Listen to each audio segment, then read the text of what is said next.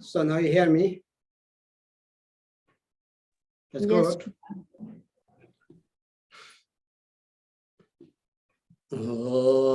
Mahamudra Bejalandu Jamdanin Bola Shimbenge Jundo Machena Trolame Orjimi Jombe Semondron de la Nendenzo Randu la Gujara Shinjurmenje Tenza Mazina Makando Korwami Debe Luye Damje Lala Nendenzo Lama Kujigarela Mogunje Nima Majarana Chela Jugumi Jom Semogun de la Nendenzo Semye Jenam Gaya Namdoge Trenzo Madina Kini Jesakarame Drabe Semedon de la Nendenzo Zoni Jenoro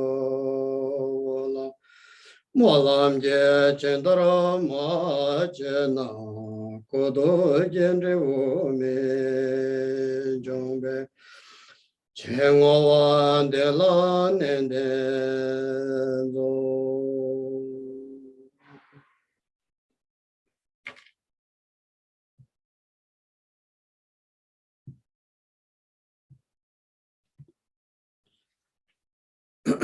So we can start now.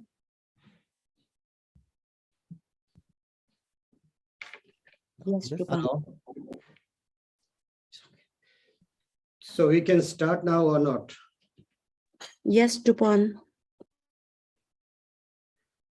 Traje chanchen dele naroda marpa mela choje kambowa Mahamudra jawan digomba kajulama namla janzalo sheche kala kembe jingoroje toje osen doje lingla bo jave temba kune senjembe kajurambo chala janzalo Tabge toje shaje rezo dro shenjime do doje bonjomba serge lombo tawo jigbe gu shaje jawo chola jazalo Masam jame shara baroje majemenga nange ngonye sozorare yeye joyo Tosum jave yonla jazalo javyan chana doje cherese sai jingbo tewa nambase namge ningbo chamba kunde Yevese chenje la chanzalo, kanda chocho tongen chete na, teche lo manjuwa kansu da, tengder tamba choje chambran.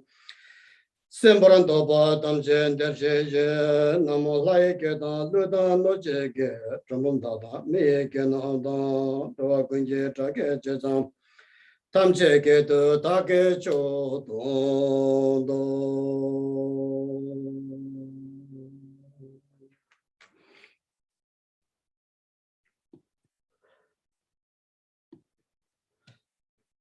So, do you hear me, translator? Yes, Drupala. Oh, very good. Yes. So now everybody wants welcome to our continued teachings of the Fivefold Mahamudra. The title of the book, which is called The Words of Dharmakirti, which you have been teaching last few months. And then we had the summer break, and today is our once again here. And after that, we're going to have again the break during the holiness in German. But anyway, so I hope everybody had good time. And also my wish and my the last time teaching, what I taught you, it would be very good that watcher song of the Lord Jigten Sumgons, the Fivefold Mahamudra. So I think many of you have learned that. If you have learned that by heart, it's very short and very precisely, a very content teaching, which is the entire teaching of the Lord Buddha's giving, and Buddha's had taught the 84,000 teachings compiled with the 3 different baskets. So Abhidharma and Vinaya and Sutra, all these teaching systems included within the Fivefold Mahamudra. Not only that, just that the 4th teaching, or you can say that the teaching which is the result of the teaching, Vajrayana teaching, which is the very much practiced and developed and flourished into the Tibet. The Tibetan Buddhist seems to be the one of the best practice with the Vajrayana tradition. In the Vajrayana, we already learned that 4 different tantric classes: Kriya Tantra, Charya Tantra, Yoga Tantra, Anuyoga Tantra. According to the different students, different disabled, that giving the 4 different type of the tantric classes. That means it's up to our capacity, our potentiality, and our ability. So that's why all these tantric teachings is also included within the Fivefold Mahamudra. So if somebody learned that Vajra song of Lord Jigten Songgon by heart, it is very, very precious, better than anything that you study, you're learning, because it will imprint it within your heart, and you will remember the life after, even the next life.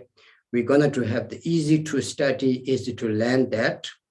That's why one of the greatest Sajja master, Sajja Pandita, he said, Rigpa number chiang lo, said the kewar manjurikang kewa chima choldazo nolarangi lenda too. So he said, even you are going to dying tomorrow, you should study today, that the knowledge what you have studied, there's something that you kept in the treasure. The treasures you can take the next life, again to reveal it. So that's why it's very, very important. So I hope you all, most of you have learned that and think that sometimes. And this is my wish was last time. Lời đầu tiên thầy xin gửi lời chào mừng toàn thể đại chúng đã trở lại với chuỗi bài giảng về ngũ phần đại ấn. Thì bản văn mà chúng ta vẫn đang nghiên cứu ở đây là một cái bình giảng của sư tổ Dharmakirti. Chúng ta gọi là giống như là ngữ lục của tổ Dharmakirti. Thì suốt cái buổi giảng, suốt cái thời gian lần trước khi mà chúng ta đã học, sau đó là chúng ta có một cái khoảng thời gian nghỉ. Bây giờ chúng ta sẽ có 2 buổi giảng nữa trước khi chúng ta lại có một cái khoảng thời gian nghỉ để chúng ta tập trung trong cái thời gian mà sư tổ Quang Lâm châu Âu. Thì thầy đã chia sẻ với chúng ta một cái chúng ta gọi là ngũ phần chứng đạo ca. Đây là một bài đạo ca của sư tổ Jigten Songgon, và thầy có dặn dò chúng ta là trong cái khoảng thời gian nghỉ đó chúng ta hãy cố gắng để chúng ta nghiên cứu và chúng ta nhớ được cái bài đạo ca này.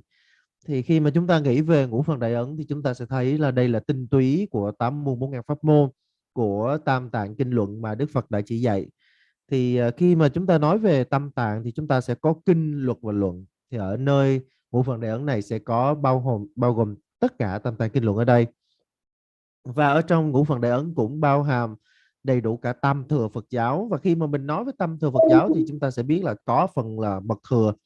Thì ở trong phần mật thừa sẽ có gọi là 4 tầng mật điển, bao gồm tác mật, hành mật, du già mật, tối thượng du già mật.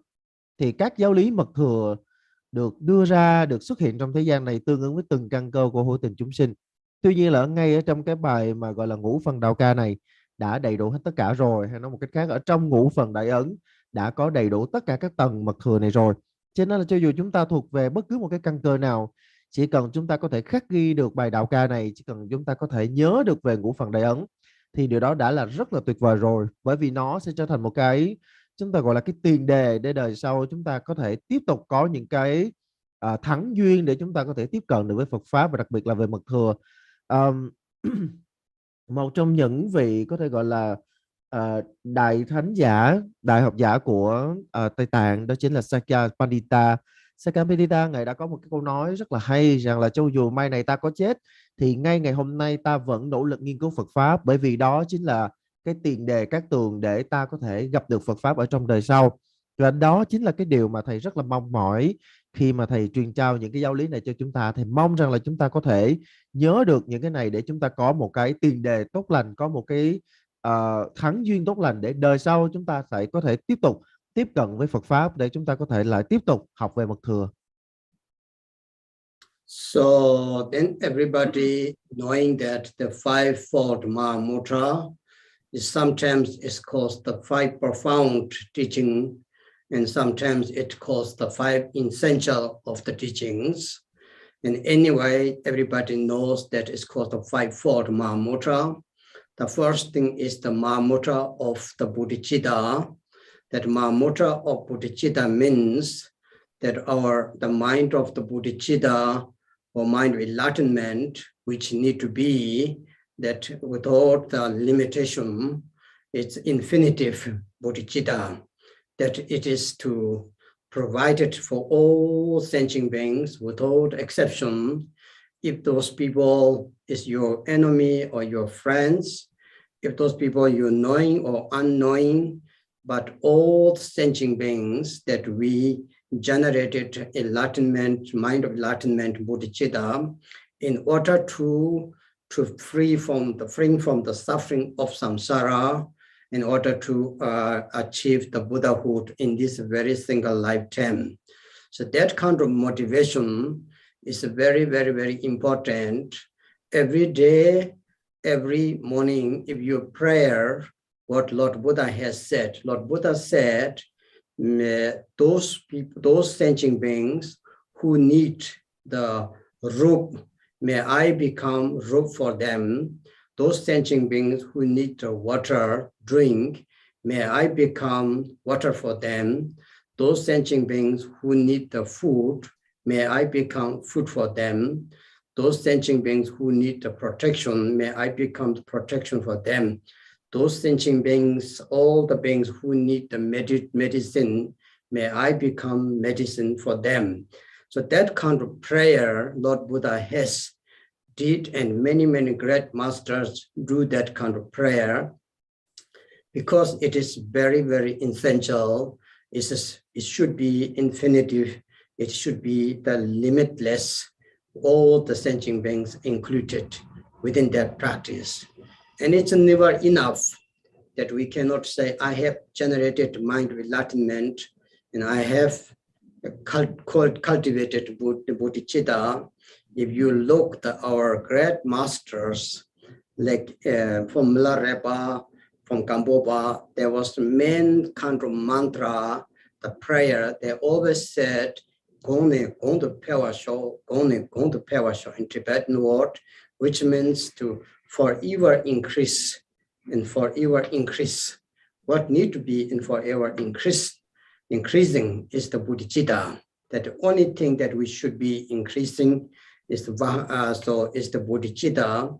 So that's why it is very, very important to have the first one called the Mahamudra of the Buddhichita.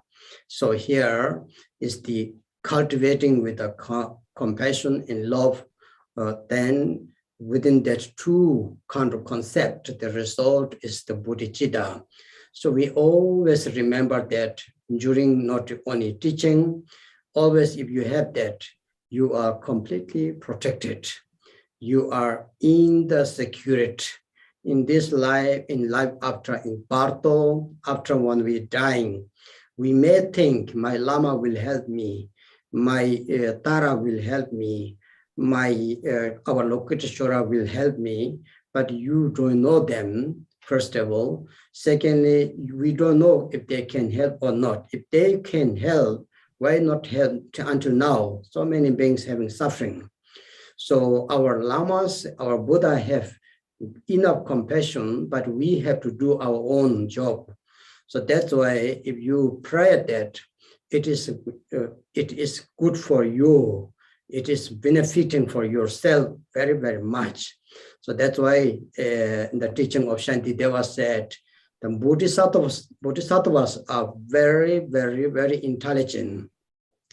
They're doing the practice of Buddhichita and loving kindness towards to the other sentient being, but it's at the same time they're getting the lots of benefit themselves, because you get really protected and you increasing your Buddhichita. So please, the first sentence of the Vajra song that Lord Jigten Sumgong had sang. So you should, if you read that, and that is very, very nice prayer, Buddhichita. So we need to know first that what does mean, how can I generate it mind of enlightenment?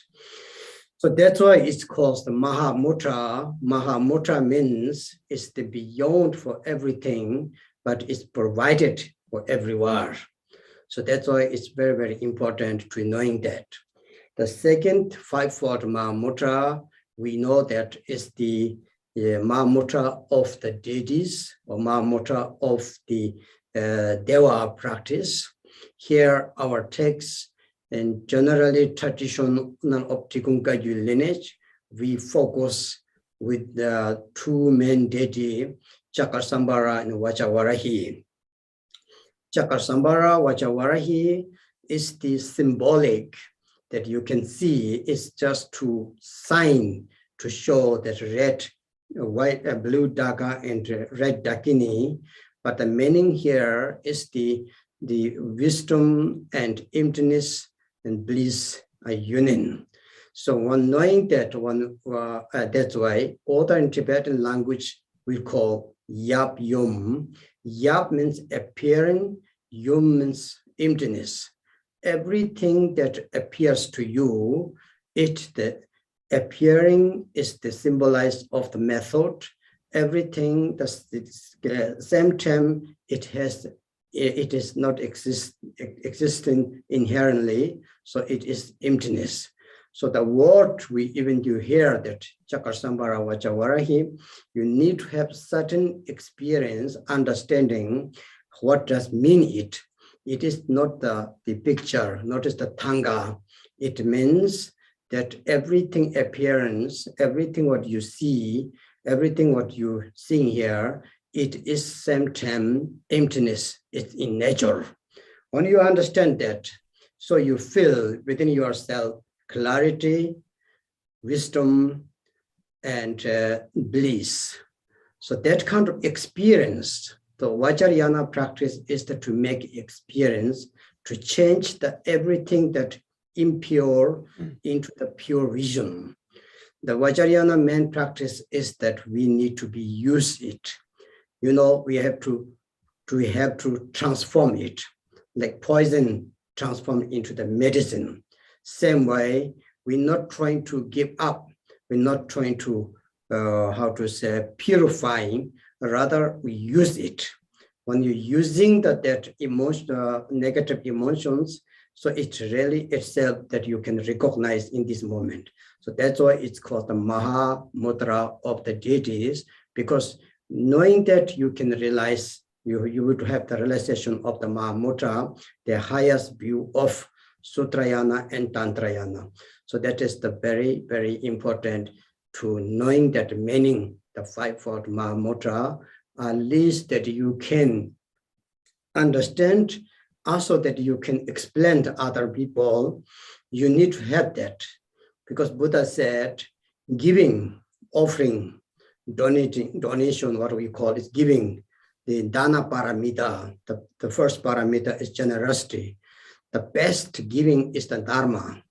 If you can give the 4 sentences of the dharma, but authentically, correctly, to give somebody, it has a much more accumulated merits than you giving the gold, money, whatever. So that's why it cannot compare with the materialism. So that's why it's very, very important to knowing the Yidam practice, the second fivefold Mahamudra.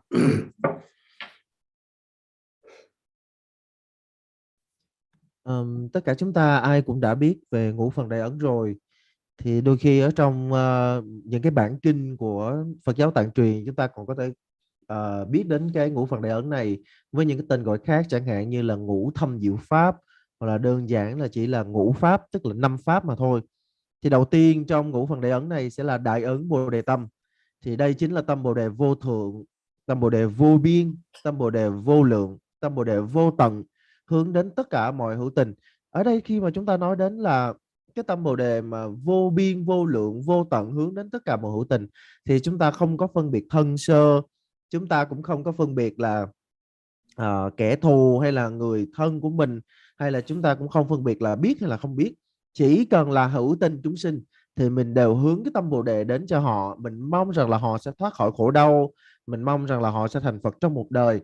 Thì cái động cơ này là cực kỳ quan trọng. Và mỗi ngày và mỗi buổi sáng chúng ta cần phải tự nhắc nhở bản thân của mình về cái động cơ, giống như là Đức Phật đã từng dạy: bất kỳ ai cần một nơi trú ngụ, nguyện ta sẽ trở thành nơi trú ngụ cho họ. Bất kỳ ai mong cầu thức ăn, cần đến thức ăn, thì mong rằng là ta sẽ là thức ăn cho họ. Bất kỳ ai mà mong cầu đến thức uống thì mong rằng là ta sẽ trở thành thức uống cho họ. Bất kỳ ai cần một nơi chở che thì mong rằng là ta sẽ là nơi chở che cho họ.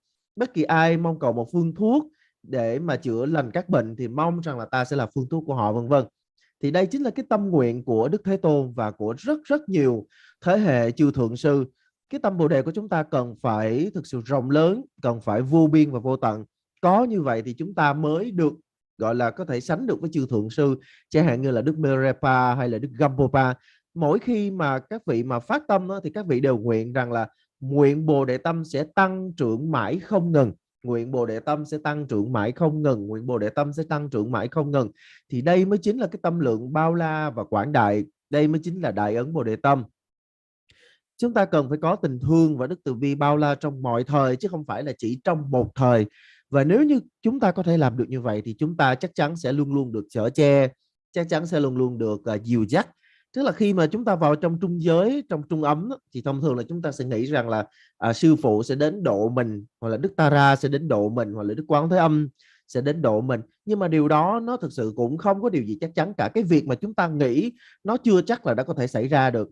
Thì thay vào đó chúng ta nên khởi Bồ đề tâm bao la, đó chính là tự mình độ mình. Giống như là tôn giả Tịch Thiên đã từng nói là chư Bồ Tát vô cùng thông minh, lúc nào các ngài cũng nghĩ đến chúng sinh, nhưng thực chất ra chư vị mới là những người được cái lợi lạc đầu tiên. Do đó chúng ta hãy khắc ghi đại ấn Bồ đề tâm, giống như là sư tổ Jigten đã nhắc ở trong cái phần đầu của bài đạo ca. Đây là điều mà chúng ta cần phải nhớ. Nó là điểm rất là trọng yếu đối với chúng ta, đó là đại ấn Bồ đề tâm. Thứ hai là đại ấn Bổn Tôn, hoặc là đại ấn Bổn Tôn Du Già. Thì ở trong dòng Trikung Kagyu của chúng ta có hai bổn tôn chính yếu, đó chính là Nhiếp Luân Tán Lạc Chakrasambhara và Kim Cang Hợi Mẫu. Thì hai vị hộ Phật này có sắc xanh và đỏ, thì chúng ta cần phải hiểu được cái ý nghĩa biểu tượng của hai vị hộ Phật này, đó chính là sự hợp nhất giữa lạc và không. Ở trong nền Phật giáo Tạng truyền chúng ta hay có những cái hình tượng mà chúng ta gọi là sóng đôi, những hình tượng đôi chúng ta gọi là giáp dum. Thì giáp là phương tiện về sắc, về phương tiện, còn dum là phương diện về không, về trí tuệ. Thì với giáp chúng ta sẽ hiểu rõ được tất cả mọi sắc tướng biến hiện có bản chất là gì, và với dum chúng ta sẽ nhìn rõ được thực sự bản chất đúng là như vậy. Thì ở trong Kim Cương Thừa chúng ta cần phải hướng đến việc là sắc tướng sẽ quay trở về với không tịch, tức là sắc sẽ là không và không sẽ là sắc. Đây chính là cái điểm trọng yếu. Nó giống như là mình biết được cái bệnh của mình là gì và thuốc của mình là gì. Bệnh của chúng ta nó chính là cái mê lầm phiền não, và thuốc của chúng ta đó chính là đại ấn, nhìn rõ được bản chất của tất cả mọi sự vật hiện tượng. Thì với đại ấn Bổn Tôn chúng ta sẽ có được cái tri kiến hợp nhất của hiển và mật. Và một khi mà chúng ta đã thấu suốt được cái tri kiến cao nhất này rồi, đó là Phật tri kiến rồi, thì chúng ta có thể chia sẻ lại cho người khác. Thì giống như là lời Đức Phật đã nói rằng là pháp thí thắng mọi thí. Có nghĩa là Đức Phật chỉ cho chúng ta rằng là trong các cái pháp thí, thì trong tất cả các cái hạnh mà gọi là bố thí, thì pháp thí là đứng đầu. Thì nếu như mà chúng ta có thể trao cho người được chánh pháp, chúng ta đem cái tôn pháp chân thật, những gì mà chân thật Đức Phật đã chỉ dạy, những gì chân thật mà giáo pháp đã chỉ dạy, điều đó sẽ còn siêu việt hơn bất cứ một sự bố thí nào. Như vậy nên là chúng ta hãy cố gắng, chúng ta ghi nhớ, và chúng ta cố gắng nỗ lực để hướng đến cái việc là chúng ta có được Phật tri kiến, và sau đó chúng ta chia sẻ lại Phật tri kiến này với người khác. So that is the the practice of the meaning just for the Vajrayana. And Vajrayana practice is the one of the very important, because in this very critical time, it's called the degeneration time. So the 5 degenerated, life is degenerated, time is degenerated, even Dharma practice is degenerated. All the beings, sentient beings are degenerated. So the degeneration time, we do not have much capacity to do the practice of the Buddha Dharma, especially from the Theravada system, which is in a Sanskrit language called the Hinayana, or in even Sutrayana, Mahayana Sutra practice.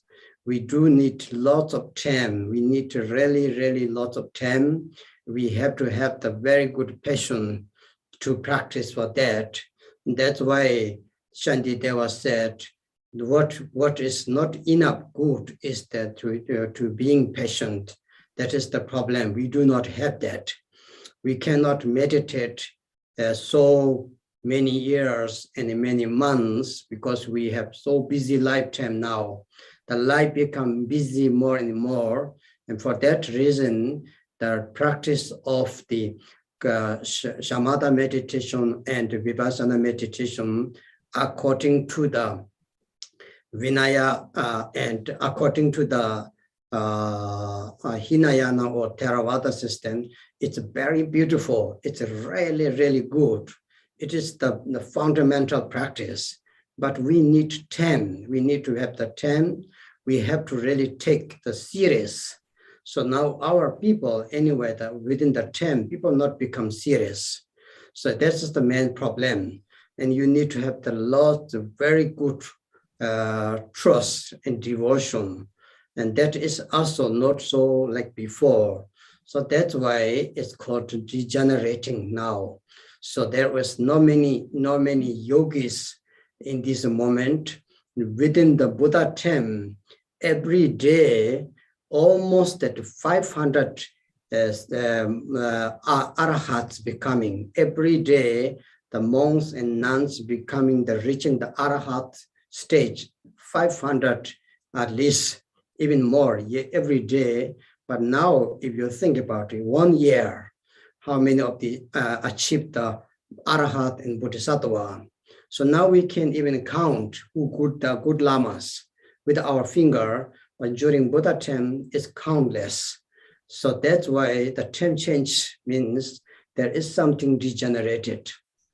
On this kind of time, Vajrayana practice comes here, and it is something special that we do not actually need to take so long time, even don't need to work so hard, because Sutrayana system, if you really want to become good practitioner, the first you need to know the 37 practice of the Bodhisattva. If you can't do that, then you are a good practitioner. If you cannot do that, then you just practicing, cannot say you are a good practitioner. So it's really hard. If you read that 37 practice of the Bodhisattva, it's really, sometimes we feel it is impossible to do that these days, isn't it?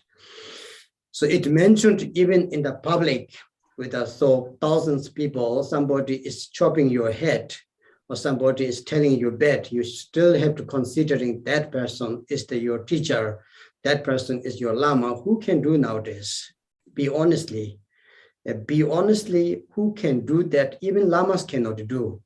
Even monks, they will not do like that. They will react to something else. So that's why it's very hard. So this reason, because of that, Buddha has given the Vajrayana teachings. The Vajrayana teaching is that you can change, you can transform if you are enough trust each other, to the teacher, to the lama. So that's why it's very, very profound. So the concept of the Vajrayana, we need to study more and more. We cannot just to believe there is a green Tara, there is a red Tara, there is yellow Tara. Do you really knowing that, or you just believing that, or you just imitating what the teacher is saying? So that's why it's very important to study and investigate and then to do the practice. That's why it's Vajrayana is very, very profound and very precious, but we need to know it, and we need to knowing that doing practice is something different than just to believing and just to following the teachers. Understand? So then you see is the fourth teaching, the third teaching of the Mahamudra is the Guru devotion. Guru devotion is the Lama. The Lama of the Mahamudra is the devotion of the Mahamudra. Is so important that to found a good teacher in your this very single lifetime. Not only just founding to having the good connection and devotion to the teacher, that you can see that your teacher is the four kaya embodiment of the four kayas: Dharma kaya, Nirmana kaya, Sabhaka kaya, and Savavika kaya. If you feel that, if you see that, you have blessing from the Lama. The blessing from the Lama is not just to becoming you water from the vase. If you vase and you're becoming something that Lamas put his hand in your head, not like that. The blessing, the real blessing from Lama is the ones you change your mind.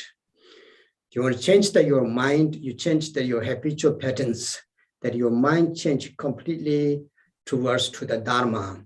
Before may you think too much about samsara, building that, doing that, making that, but now in certain time it changes. And within the Lama, that is the Dharma Lord Gamboba said, Lord Chosodover Chingilo, the blessing Lama, that my mind turns towards to the Dharma. That is the really blessing from the Lama. In order to get that, we have to have the pure perception. So at least you need one Lama in your heart. There's on the earth, there's 1,000 Lamas, but in my heart should be the one inseparably within yourself. That in Tibet calls the root teacher, Savi Lama, Mula Guru. So the Mula Guru is very important. Vajrayana, without Lama, you cannot practice at all. You need Lama, and you need also good Lama. It does not mean holiness, eminence, vulnerable, just that you really feel that connection, that you really can trust in it. It is very, very important. Understand me? So it can be the yogis, yoginis, but certain that our trust is so important. So Naropa said he see that Yogi Tilopa as Chakarsambara. So he don't see as human being. He see is the embodiment of the Heruka. That's why Naropa could do all these things. That's why Naropa has achieved the enlightenment in this short period, because he started before. He became the best Kempo of the Nalanda University. But after that, so when he gave up all this title, richness, fame, name, everything gave up, become the crazy yogi. And for that reason, after this short period, that he can get the Vajradhara stage because of the devotion, because of the trust, because of the pure perception. These three you need within your Lama. The first thing is the trust. Second thing is your pure devotion. Third is the pure perception. Understand me? So that is very, very important. Lord Jigten Sumgong told that one of his Dharma friend told to the Lord Jigten Sumgong, I think Lord Mahamudra is the 10th woman to Buddhichita, right? But Jigten Sumgong said, you are really, you shocking me. You shocked me. I didn't think even that. Now I understand what different is. I thought for me, he is Vajradhara. He is that's the real Vajradhara. 10 women is too low for me. He is the fully enlightened, the 13 women of the Vajradhara. So now I see the different, how we can receive the one teacher, but different way of thinking. So that's why it's so important. Everybody, you all the participators here, you have many lamas. Nowadays in the Zoom online, you receive many teaching lamas, but you need one or teacher, she or he should be in your heart. That really this life, next life, life after can continue guide with you and stay with you. And that's why it's called the Mahamudra. Through understanding that, you will realize the Dharmakaya. So Dharmakaya is the Mahamudra same.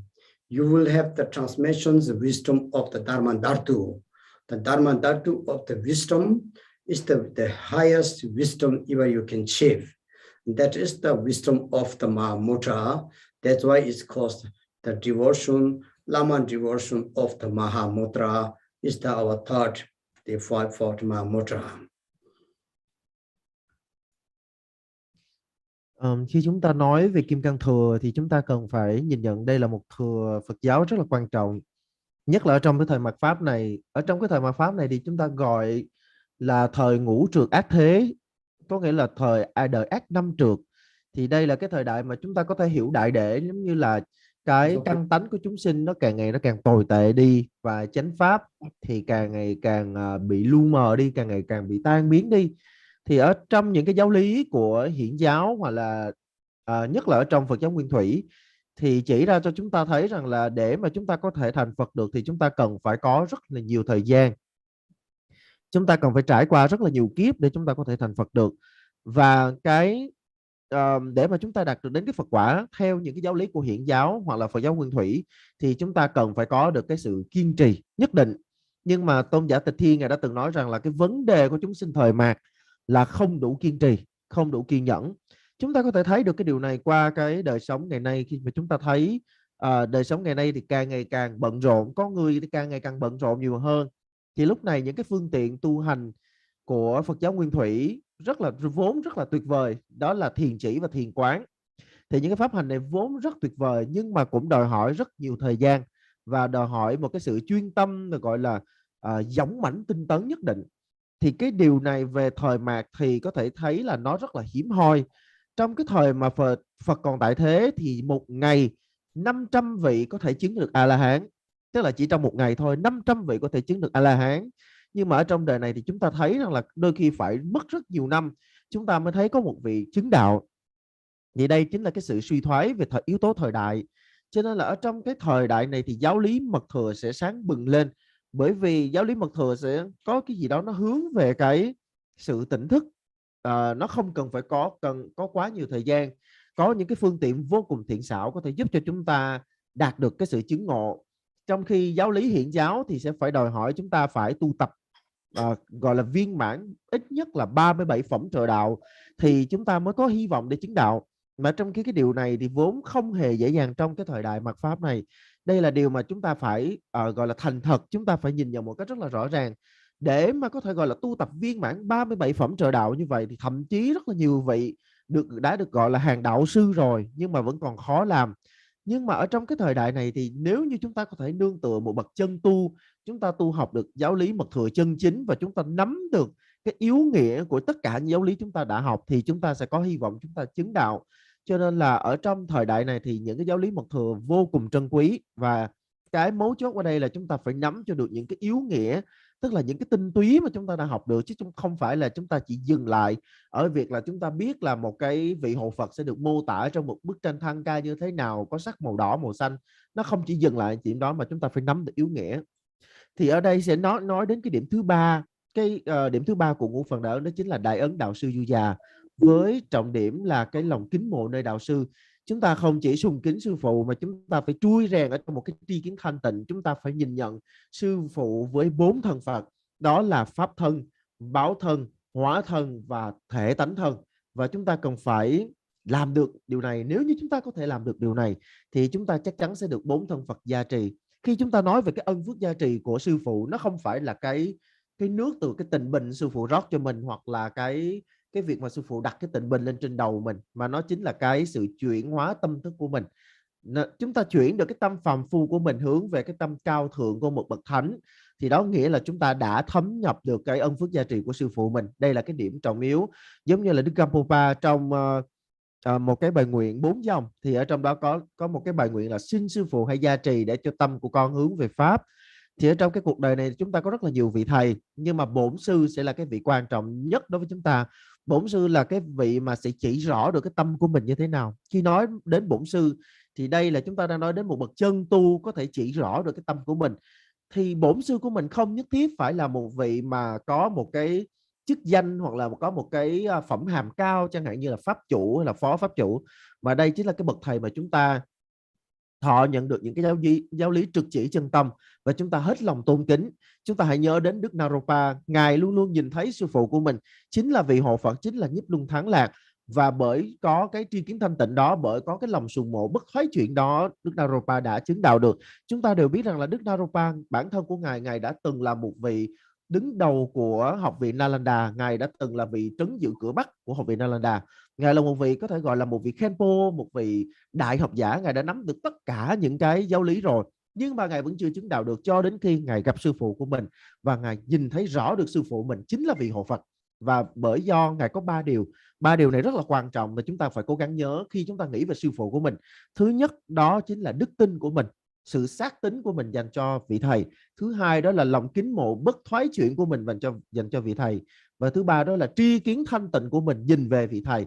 Đây chính là 3 trọng điểm mà sẽ giúp cho chúng ta thấm nhập được ân phước gia trì của sư phụ. Có một cái câu chuyện là ngày xưa có một người bạn đạo của sư tổ Sutrayana. Thì cái người bạn đạo này cũng học với lại cùng sư phụ với lại sư tổ Sutrayana, đó chính là Pháp Môn Drupa. Thì vì bạn đạo này mới nói với lại sư tổ rằng là đối với tôi nhìn nhận Đức Pháp Môn Drupa là một bậc Bồ Tát ở thập địa. Thì sư tổ Sutrayana mới nói rằng là cái điều mà anh vừa nói nó khiến cho tôi cảm thấy quá ư là kinh ngạc, tôi chẳng hề thấy vậy. Đối với tôi, người Pháp Môn Drupa chính là Đức Trì Kim Cang trong thân người. Mà ngài đã là pháp thân Trì Kim Cang thì thập địa có là nghĩa lý gì? Ngài đã trụ ở địa thứ 13 nào giờ rồi? Thế mà sao anh vẫn nhìn thấy sư phụ của mình ở thập địa Bồ Tát? Bây giờ tôi đã hiểu được cái sự khác biệt giữa chúng ta rồi. Cho nên chúng ta có thể có rất là nhiều đạo sư ở trong thời đại này. Chúng ta học, chúng ta có rất là nhiều những cái pháp hội, chúng ta lên Zoom, chúng ta học với rất nhiều vị thầy.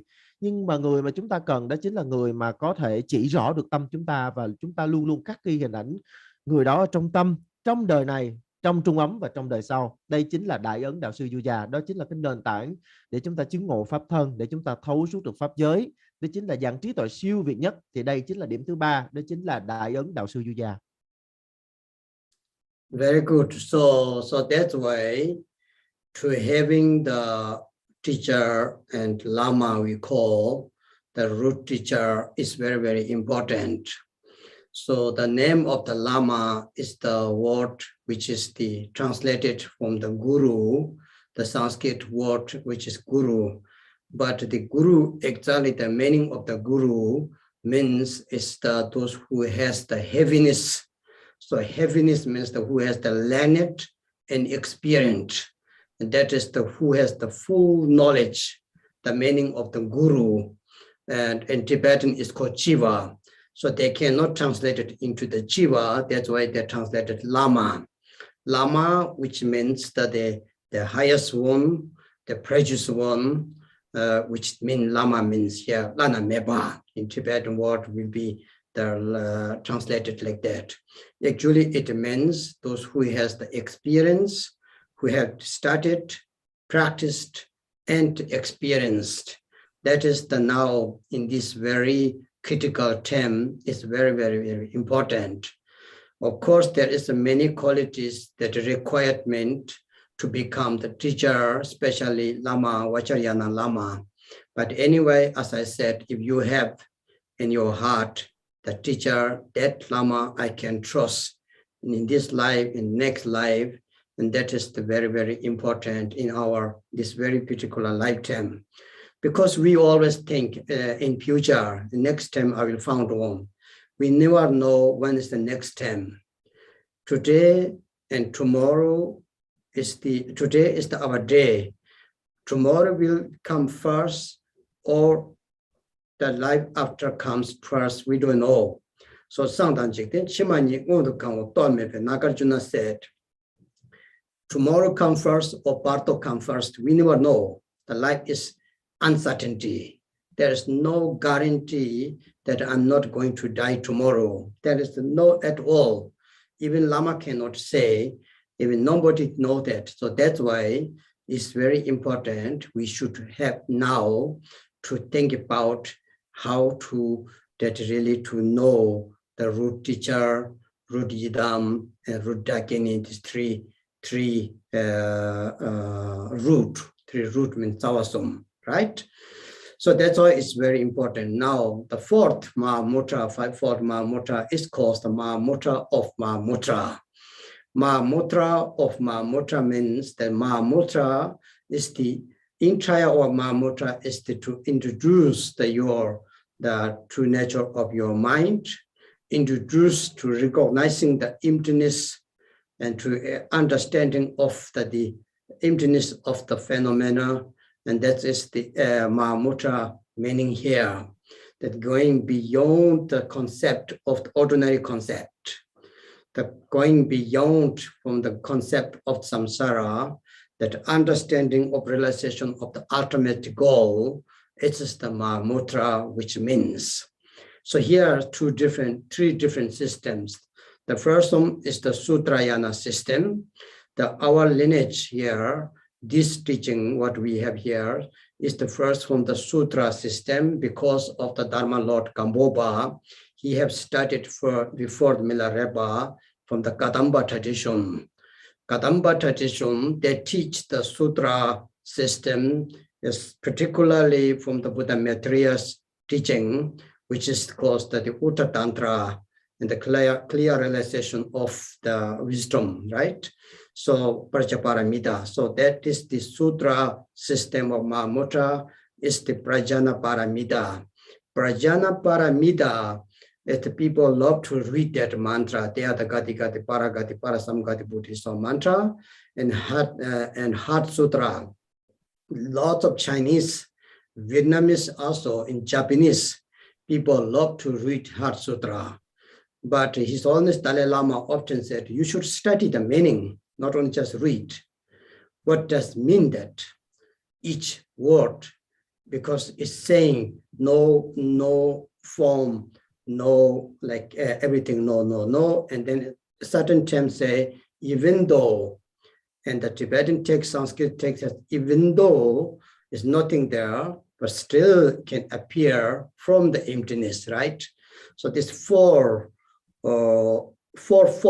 of the emptiness is very, very important. Every day, if you think that, your life will be very, very easy, very useful, knowing this fourfold of the emptiness. It means, so form is emptiness, emptiness is form.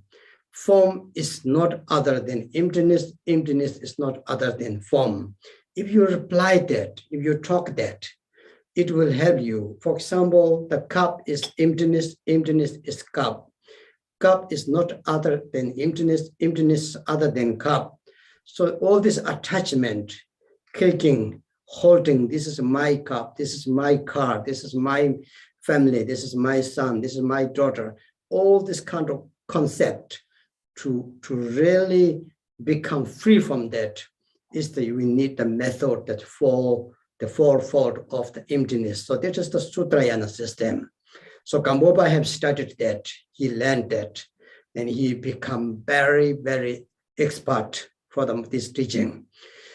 After that, he met Milarepa. So from the Milarepa, he had studied very thoroughly from the Mahamudra, which calls the yogic lineage, the yogi way, the way of the yogis practice.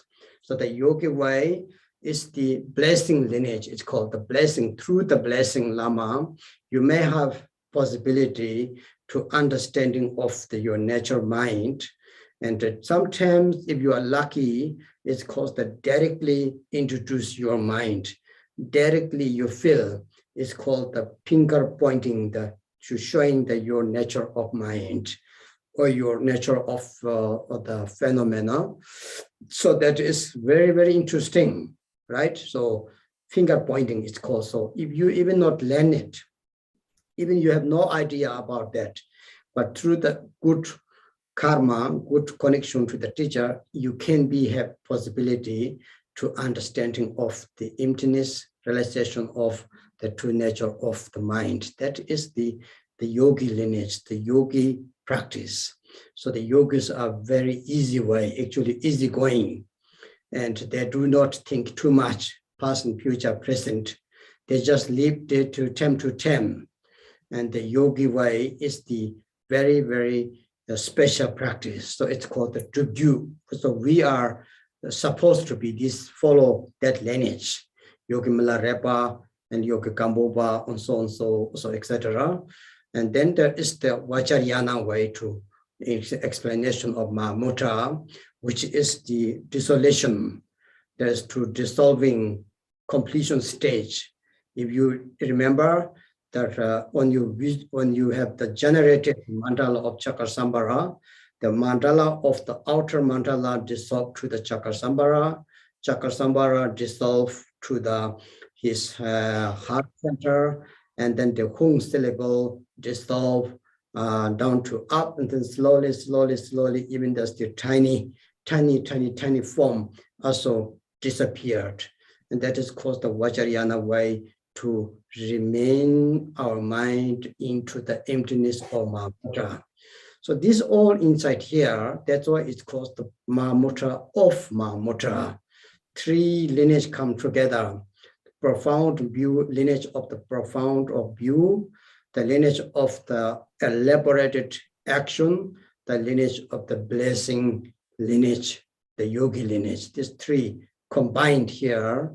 That way, Kajuba is something very precious. I'm not telling because I am Kajuba, but I think we are very lucky having this very, very living yogi system.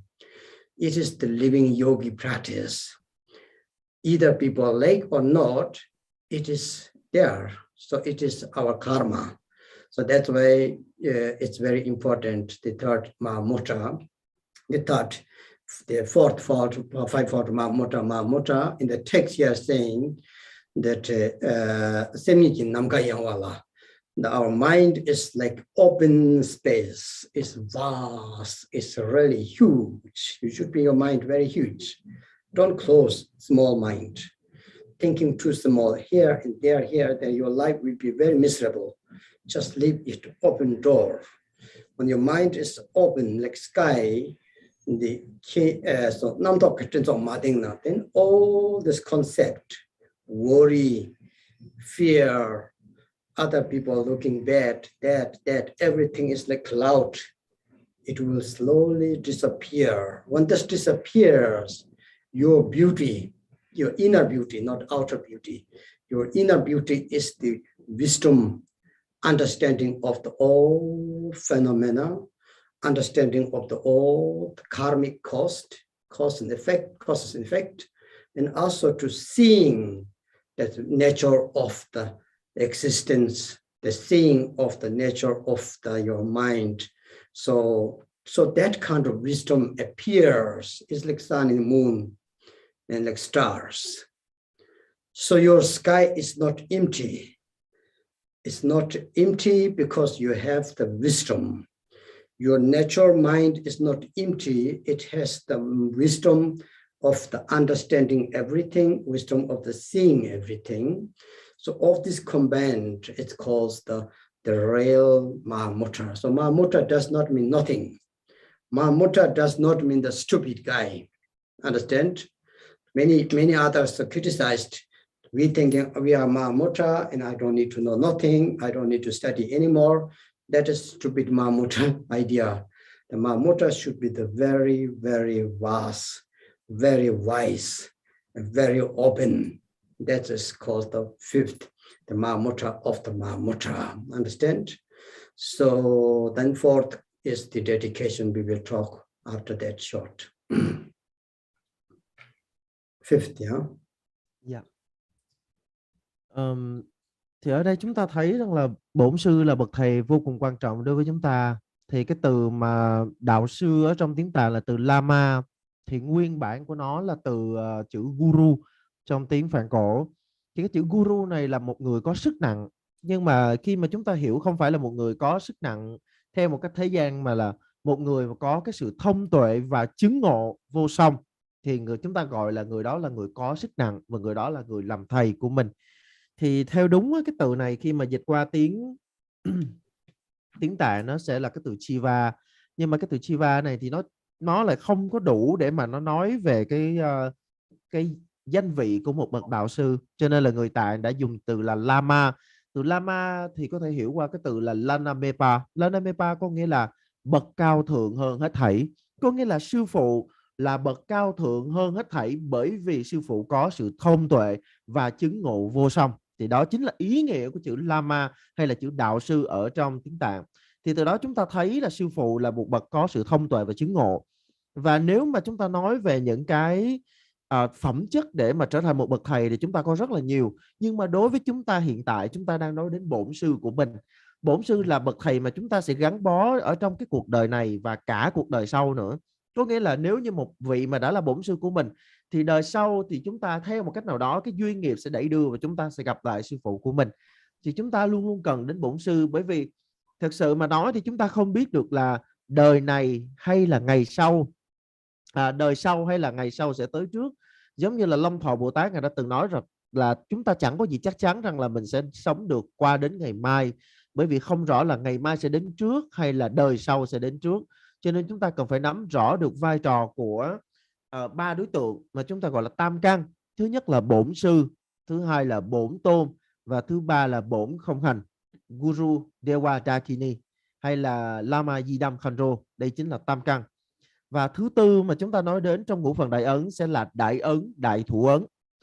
Thì khi mà chúng ta nhắc đến đại thủ ấn Mahamudra thì chúng ta đang nói đến gọi là trực chỉ chân tâm, là thấu suốt được tự tánh không tịch của tất cả mọi sự vật hiện tượng, là sự chứng ngộ siêu vượt tất cả mọi niệm tưởng, siêu vượt luân hồi, siêu vượt niết bàn, là đích đến tối thượng của chúng ta. Thì ở đây cái dòng truyền về đại thủ ấn là chúng ta đang được kế thừa, thì nó là kết tinh của ba hệ thống hoặc là ba truyền thống. Thứ nhất là truyền thống về hiển giáo. Chúng ta đều biết rằng là Đức Gampopa trước khi mà ngài đến học với sư phụ của mình là Milarepa thì ngài đã học rất là tinh thông tất cả các giáo lý từ những bậc đạo sư của Kadampa, các cái giáo lý từ Đức Di Lặc và từ hệ kinh Bát Nhã. Khi mà chúng ta nói đến hệ kinh Bát Nhã thì chúng ta rất là thích đọc cái Bát Nhã chân ngôn, cái câu mà Gate Gate Paragate Parasamgate Bodhisattva, hoặc là Bát Nhã tâm kinh. Thì người Việt chúng ta cũng giống như là người Nhật hay là người Đài Loan hay là người Trung Hoa đều rất là thích đọc. Nhưng mà Đức Đạt Lai Lạt Ma có một lần ngài nói rằng là chúng ta thích đọc tâm kinh, nhưng chúng ta cũng nên truy tầm nghĩa lý của tâm kinh. Chẳng hạn như là sắc tức thị không là gì, không tức thị sắc là gì, vân vân. Chúng ta có thể suy nghiệm được về, chúng ta tạm gọi là 4 hình thái không. Thứ nhất, sắc tức là không. Thứ hai, không tức là sắc. Thứ ba, sắc chẳng khác không. Thứ tư, không chẳng khác sắc. Chẳng hạn như là khi chúng ta cầm cái ly nước này lên thì chúng ta biết rằng là cái ly này tức là không, không tức là cái ly này, vân vân. Từ đó chúng ta mở rộng ra tất cả mọi thứ mà chúng ta bấy lâu nay vẫn nghĩ là của tôi, chẳng hạn như là cái thân của tôi, con của tôi, vợ của tôi, nhà của tôi, xe của tôi, vân vân, tất cả mọi thứ của tôi. Thì chúng ta sẽ thấy được cái tự tánh không tịch ở nơi đó. Thì Đức Gampopa đã nghiên cứu về 4 trọng điểm này và ngài đã trở thành một bậc rất là thông tuệ theo truyền thống hiển giáo. Thứ hai đó là truyền thống của du già sĩ. Thì lúc bấy giờ Đức Gampopa đến học với sư phụ của mình là Milarepa, và thông qua cái sự gia trì của sư phụ thì người học trò sẽ thấu suốt được tự tánh không tịch, hoặc là ít nhất là tỉnh giác được về tánh không. Thì đây chính là cái dòng mà chúng ta gọi hiểu nôm na, đó là sư phụ sẽ trực chỉ chân tâm cho đệ tử. Có thể là mình chưa có học nhiều, mình chưa có nắm được nhiều những cái giáo lý về tánh không, nhưng mà nhờ sư phụ chỉ điểm cho mình tỉnh ngộ về tự tánh không tịch. Thì đây chính là dòng du già sĩ. Và thực ra thì trong dòng này thì chẳng có gì nhiều để nói, chẳng có gì nhiều để học cả, chỉ có một điểm đi thẳng vào trọng tâm. Và thứ ba đó chính là dòng truyền thống theo mật giáo. Tức là lúc bấy giờ thì Đức Gampopa ngài đã thâm nhập được về cái giai đoạn gọi là tan hòa rồi. Chúng ta đều biết rằng là khi mà chúng ta tu tập á, trong cái nghi quỹ của mình chúng ta sẽ kiến lập mandala, tức là chúng ta sẽ khởi mandala, khởi hiện như thế nào, và sau đó là cái giai đoạn gọi là hóa tán. Thì mandala sẽ hợp vào nhiếp luân thắng lạc, rồi nhiếp luân thắng lạc hợp vào chủng tự hung sau đó tan biến dần lên đến cái điểm nada, và cuối cùng là hoàn toàn biến mất, tan biến hoàn toàn vào trong không tịch. Thì đây chính là ba cái dòng truyền mà chúng ta được kế thừa về Đại Thủ Ấn theo hiển giáo, theo mật giáo và theo dòng truyền của các bậc du già sĩ. Thì thực sự là chúng ta rất là may mắn, bởi vì thật là hiếm có khi nào mà chúng ta có thể thọ nhận được cái tinh túy của ba dòng truyền như vậy. Không phải thầy là người học theo truyền thống Kagyu, cho nên là thầy đang nói tốt về dòng Kagyu. Thầy chỉ đang cho chúng ta biết cái sự thật là chúng ta rất là may mắn chúng ta có thể học được Đại Ấn, Đại Thủ Ấn ở trong truyền thống của Kagyu. Giống như ở trong bài đạo ca của sư tổ, ở cái phần mà nói về Đại Ấn, Đại Thủ Ấn thì sư tổ có nói như sau: bầu trời bản tâm vốn dĩ thật quảng đại, mà chưa sạch hết mây mù của vọng mê, tinh tú hai trí đâu thể nào chiếu sáng, hãy vẫn chân tâm nơi đối đãi lặng yên. Thì tổ, tại sao tổ lại nói là bầu trời bản tâm vốn dĩ thật quảng đại? Nghĩa là tổ chỉ cho chúng ta thấy cái tâm mình nó phải như là một cái bầu trời rộng mở. Thì ở trong cái bầu trời mà rộng mở đó, tất cả mọi cái lo lắng, tất cả mọi cái sợ hãi nó cũng chỉ có như là mây mù. Mà đã là mây mù, mây rồi thì nó sẽ có tụ và có tán. Và một khi mà chúng đã tan biến rồi thì tất cả mọi niệm tưởng đều là không. Và thậm chí nhân quả lúc bấy giờ cũng tịch tỉnh. Thì lúc đó hai vầng nhật nguyệt mới chiếu sáng vô ngại. Thì hai vầng nhật nguyệt ở đây là trí tuệ nhìn rõ bản chất mọi sự, và thứ hai là trí tuệ thấu suốt được bản chất của mọi sự. Cho nên là chúng ta đừng bao giờ khi mà chúng ta nói về Đại Thủ Ấn mà chúng ta lầm rằng là Đại Thủ Ấn là không, tức là kiểu như phủ nhận hết tất cả mọi thứ, là không có cái này, không có cái kia, không có nhân quả. Không phải là như vậy, mà thực chất ra Đại Thủ Ấn chính là quảng đại vô biên, rộng ràng sáng tỏ. Thì đây chính là cái trọng điểm mà chúng ta cần phải nắm khi chúng ta nói về Đại Ấn, Đại Thủ Ấn. So then last one is the Fivefold Mahamudra. Last is the dedication. Dedication is the very, very important. Everything what you need to have dedication. Dedicate without having the special expectation that if I do that, I can get such a benefit. If I do that, I will get this, not like that expected.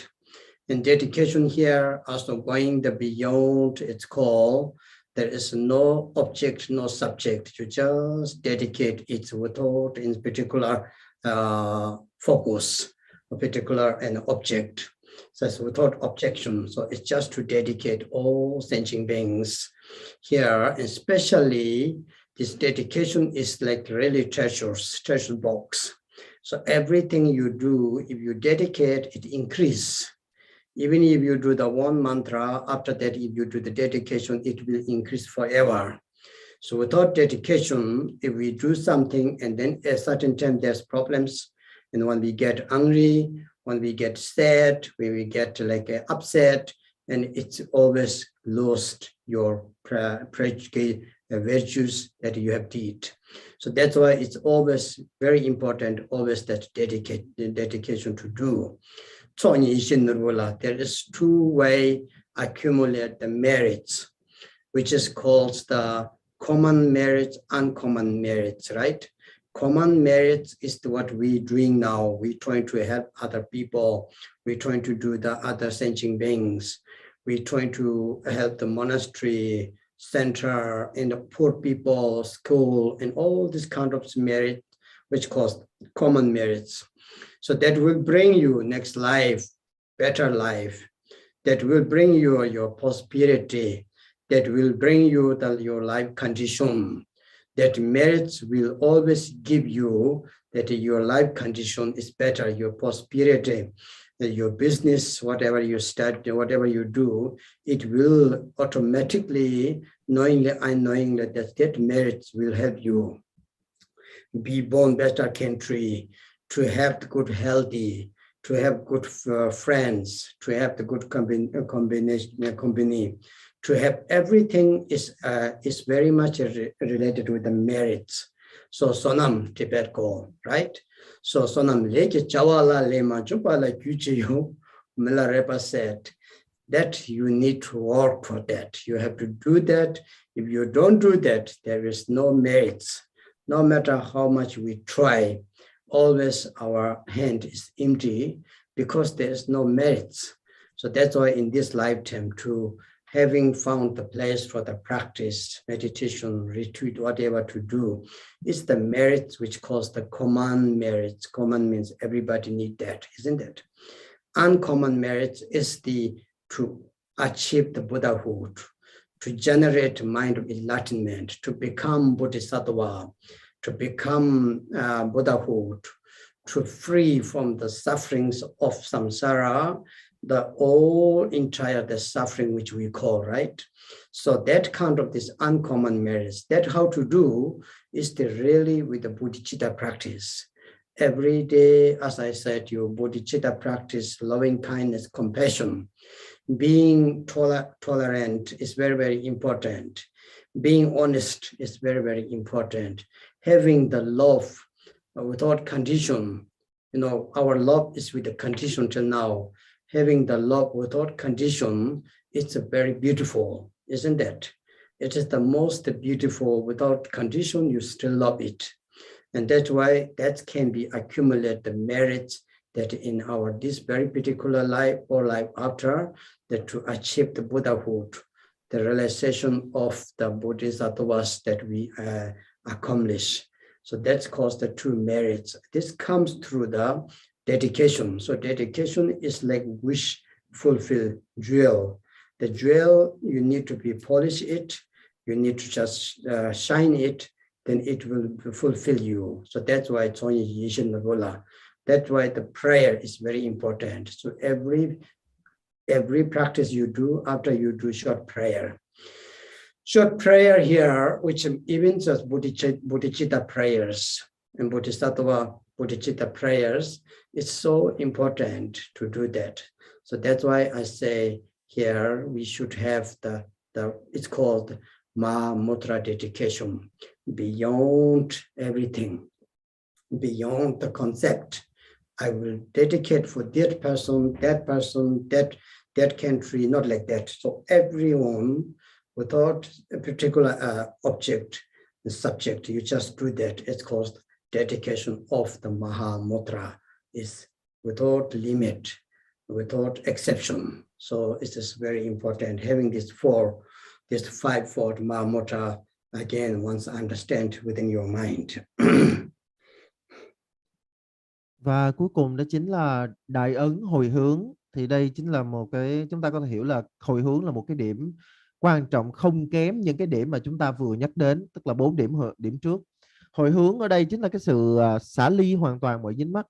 Thông thường khi mà chúng ta làm một cái việc lành nào đó thì chúng ta hay nghĩ rằng là nếu như tôi làm cái việc này thì tôi sẽ có công đức từ cái việc này, nếu như tôi làm cái việc kia thì tôi sẽ có những cái quả lành từ cái việc kia.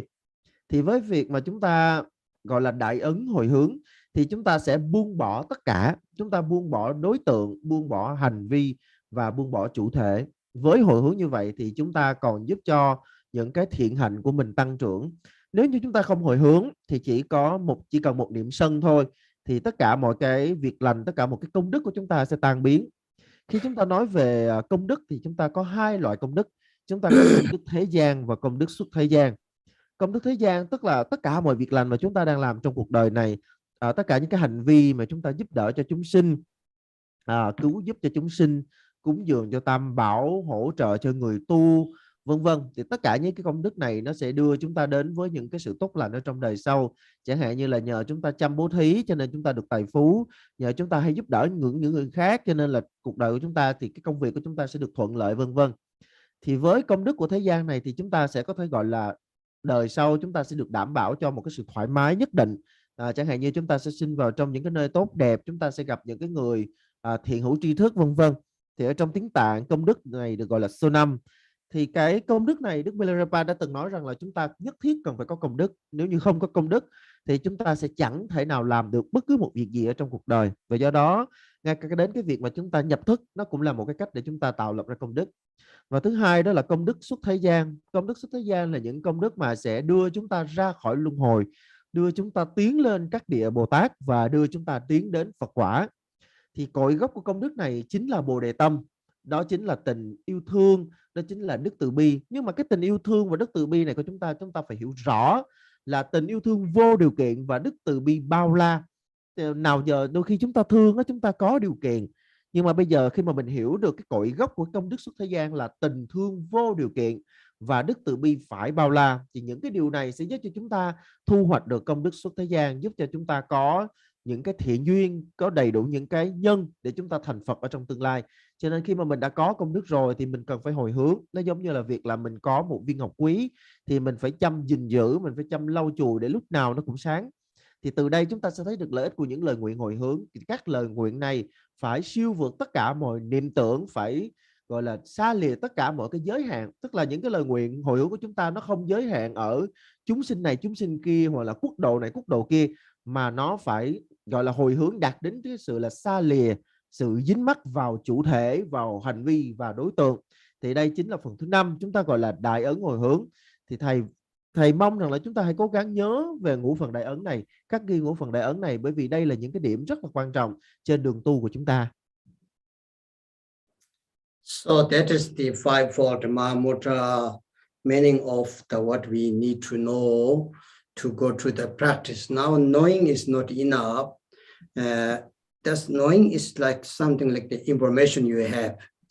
That's why the philosophy teachings, just knowing is like that notes that if you read, that somebody has talked and somebody made the notes, and if you read this is like notice, and this is like commentaries and so many texts that but now what we need is the practice. In order to do the practice of the here fivefold Mahamudra, and first thing is the very important to know that teaching what we have here is the authenticity.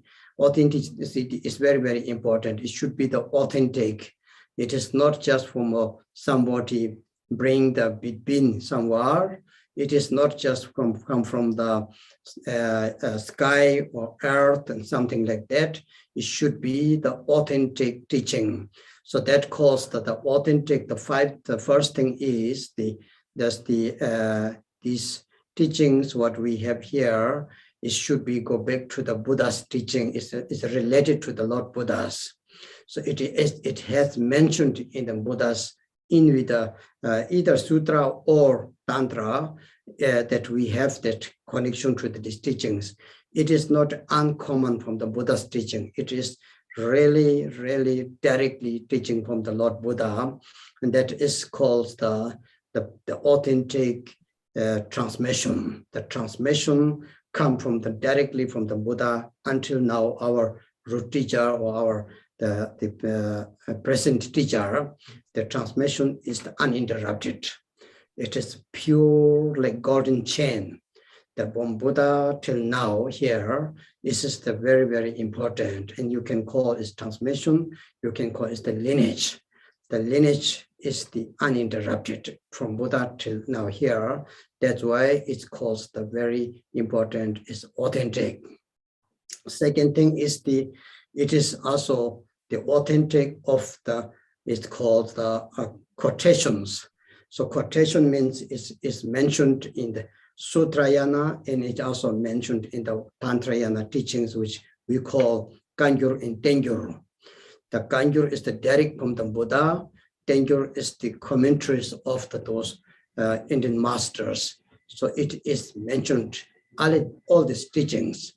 It's very clear, right? So it's the quotation is the second that we can prove. It is the authentic. It is authentic what is said in this text. This is authentic what is said in this sutra and this tantra, that we can prove it. So that's the second authentic, it's called, understand? It is very, very important. Khi mà chúng ta biết những cái thông tin này thì nó vẫn chưa đủ, mà bởi vì khi mà chúng ta biết thì nó chỉ tồn tại ở dạng là thông tin. Chẳng hạn như là khi mình nghe thầy giảng, mình ghi lại thì nó chỉ tồn tại ở dạng thông tin mà thôi. Thì nó cũng tương tự đối với tất cả các kinh luận mà chúng ta đọc, thì nó cũng chỉ tồn tại dưới dạng thông tin thôi. Cái mấu chốt là chúng ta phải nắm được nghĩa lý. Tuy nhiên là đối với lại dạng tất cả những cái thông tin này thì chúng ta cần phải trước hết đó là những cái thông tin mà mình có được, những cái giáo lý mà mình thọ nhận, mình phải đảm bảo được yếu tố chân truyền. nghĩa là nó phải đến từ một cái nguồn chân chính cái đã. Đầu tiên là nó phải đến từ một cái nguồn chân chính, nó không phải là một cái kiểu như là bâng quơ, một cái kiểu mơ hồ từ trên trời rơi xuống, từ dưới đất mọc lên. Các giáo lý này được chính Đức Phật tuyên ở trong kinh điển hoặc là trong các mật điển.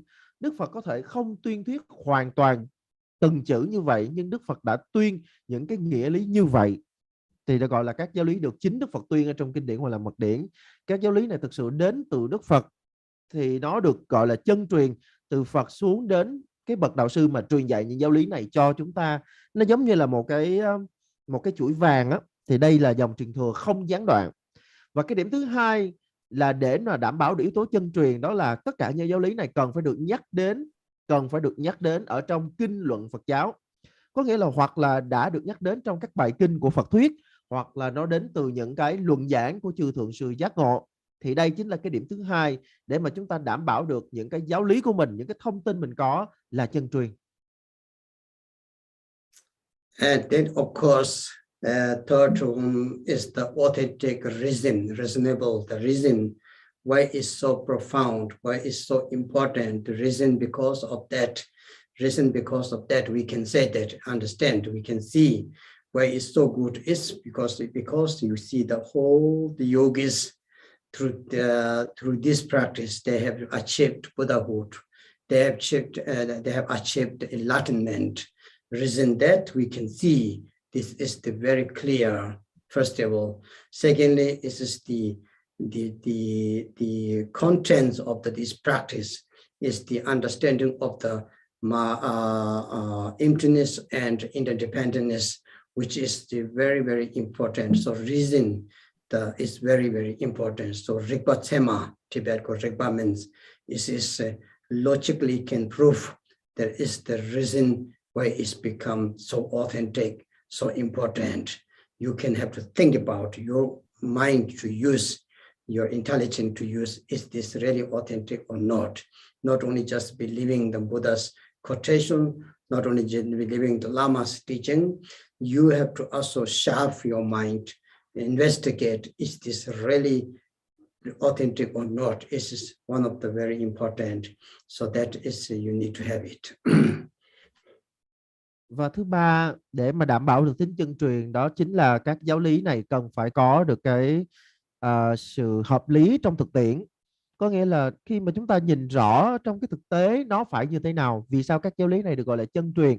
Là bởi vì rất là nhiều thế hệ những bậc thượng sư, rất là nhiều những thế hệ các bậc du già sĩ đã tu theo, đã học, đã tu theo những giáo lý này và đã chứng đạo, đã thực sự thành tựu.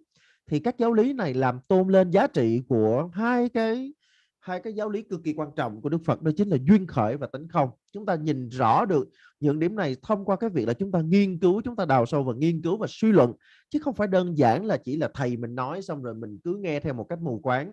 Không phải như vậy, mà chúng ta dùng chính trí tuệ của mình để chúng ta khảo nghiệm và chúng ta nhìn rõ được những điểm này. Fourth one is the experience, the yogi's experience, that you also have your own experience. So authentic experience, authentic reason, authentic quotation, authentic transmission. These four, the authenticity is so important in order to study this Fivefold Mahamudra teaching. So you all think about that. Is that really authentic or not? So the transmission, quotations, experience our yogis is very clear. Now, reason is that you need to think, is this really important or not? It's very, very important to have this kind of concept. Then you see, last time we talked the teaching according to here in this text, there is two main points, the two main important or point. The first one is the how to sit, and where should we sit, and where should we do that practice outer the environment, outer the place. We already talked, you all know that. Secondly, how do we sit with our body, that calls the how to call the path instructions of the body. So that is the very important. This is really the main point of that body, how should sit, what kind of visualizations we need to have. You remember the 7-point postures of the Buddha Vairochana. Everyone heard that. And then the 3 channels, 4 chakras. The 3 channels, right and left and center, remember? And then 4 chakras is a navel chakra, heart chakra, throat chakra, and crown chakra. All of that we talked last time. Hopefully you will not forget that, because these teachings you will not get often. It should be very, very important to take that seriously. And then the 5 root wind, which is moving within our body, and within which is located between 4 chakras, remember? So our from navel chakra and until the sacred chakra, there is wind which calls the downward moving wind. Remember, if you not forget that, right? From navel chakra to the heart chakra, there is called the fire leg wind. From heart to the throat chakra, which calls the upper part moving wind, Gingyu Tibet call. And then from the crown chakra is the pervasive wind, the wind which is pervasive wind, which is very, very important for our body, especially skin and joints and so on. And then you see in the central channel that calls the life force wind, the wind which is exhale, inhale, and also that wind which is connected with our inner, most important, this subtle consciousness and subtle wind. So those are we learned last time in order to do this practice, right? So today is according to the mind. So what kind of mind we need now? The body, physically, postures, and what should we need? Already talked. Now mentally, what we need is very important. Second point is inner your mind. So here, the first thing is the 4 thoughts. The meditation of the 4 thoughts, or it's called even 4 reminder, that to remind yourself every day, every practice time. This is the first, we start with the mind. What kind of mind we need here? Và điểm thứ tư để mà chúng ta đảm bảo được các giáo lý được chân truyền, đó chính là giàu tính khảo nghiệm. Có nghĩa là các giáo lý này có đem đến những cái kinh nghiệm tu tập chân chính hay không? Tức là các bậc mà tu hành qua những giáo lý này thì các vị có những cái kinh nghiệm tu tập chân chính hay là không? Và nếu như mà chúng ta đảm bảo được 4 điều này, đó chính là yếu tố chân truyền về cái dòng truyền, yếu tố chân truyền về thực tiễn hợp lý, rồi yếu tố chân truyền được nhắc đến ở trong kinh luận Phật giáo, và sau cùng là yếu tố chân truyền giàu tính khảo nghiệm, thì chúng ta có thể chắc chắn rằng là giáo lý này là giáo lý hoàn toàn được gọi là thanh tịnh, được chân truyền rồi.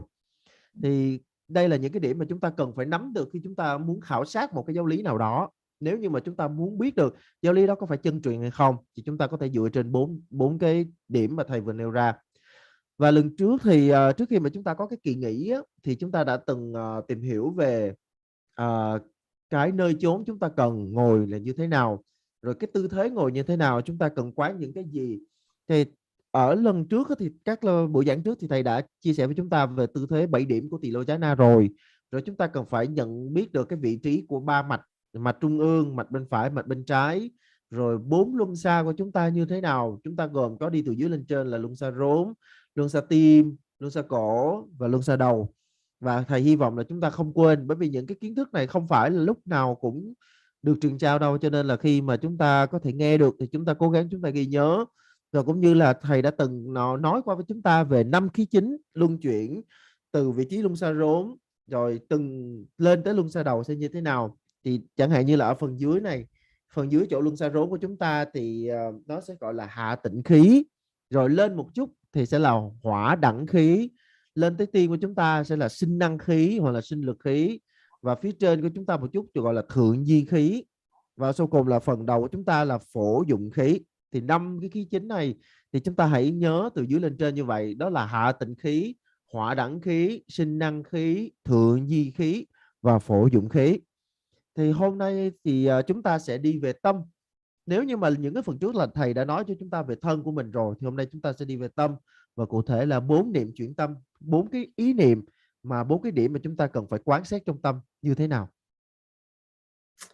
So then you see our mostly the problem is why we cannot achieve the Buddhahood, why we cannot get the enlightenment. The most problem is the attachment in this very particular lifetime. We have always to having the attachment in this very particular lifetime, this life, because according to the Sayapa teaching, even says, if you have the attachment this life, you are not Dharma practitioner. Even they mention like that, understand? So we do have always in this life, once we're taking the life as a rebirth, we have the attachment. How can we be ceased that taking no more rebirth in samsara? We have to have the finished, or we have to have the transforming our ignorance into the wisdom. When that ignorance is not more there, then there is no producer to make bad karma, because the bad karma is made by the ignorance, and then the bad karma, because of that we take rebirth in samsara, and we have these 5 aggregates, 5 skandhas, right? So that we suffer, and we suffer that we having problem continuously, endless, always there, something always taking rebirth in samsara. So the main problem is the attachment in this very particular lifetime. How we can get out that, how can we rid off that this attachment? Here, according to this teaching, the first thoughts, the four thoughts. First thought is the meditation of the founding, difficult to found the precious of human life. To remind yourself, it is not easy. I will not found often. This time, I'm so lucky that I have found precious of human life. Understand?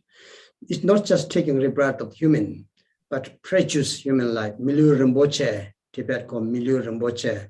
The precious of human life. There are so many human beings as well.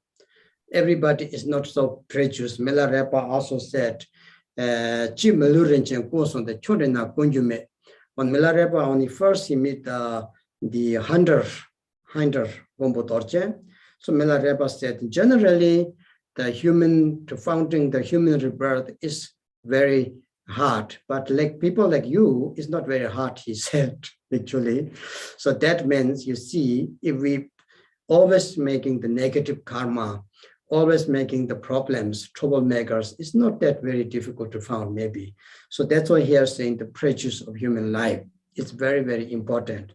That is the antidote of that attachment in this very particular lifetime.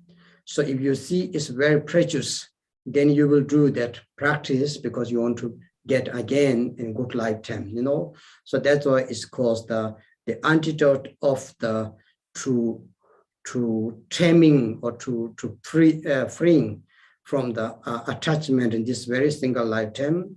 You have to meditate on the difficult to find the precious of human life. That is the first one. Thoughts is very, very important. Here is the 3, as I told you, many of you heard. There's 3 different types of the human. The first one is called the like normal, how to call, so easy, simple human life. Simple human life means like we are. We walk, we eat, we sleep, we just do little work, we do our life, and we will be dying one day. On the way, we get sick, we get sad, we get a problem, but we still alive, and we can just to live like that, and then one day we will go. That's all. That's called the simple human life. We don't do so bad things. We don't do so good things. We just to spend our life. We're sitting here in this world, so there is no much things to do. That calls the milu. In Tibetan language, here is called the milu zamboche. Milu zamboche means it's just to having the human life rebirth, right? And the second one is called the human who has taken the troublemakers, who make really troublemakers, who really make bad things.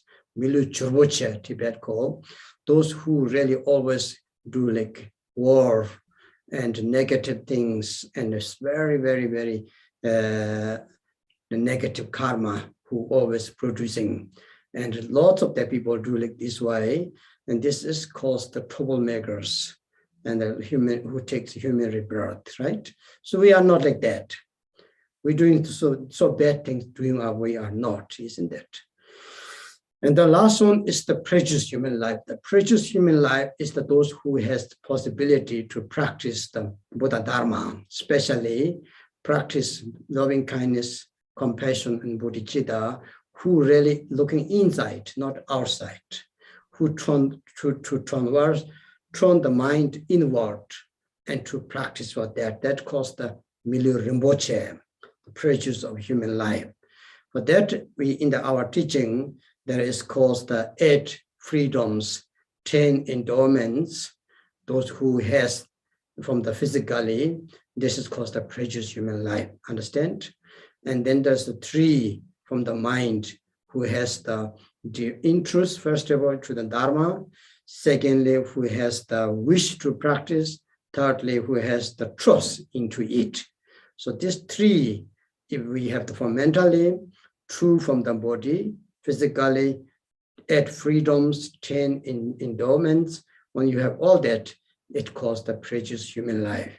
So you can read the books, you know, they're writing, what is the 8 freedoms, what is the 10 endowments, and what is the 3 from the mind.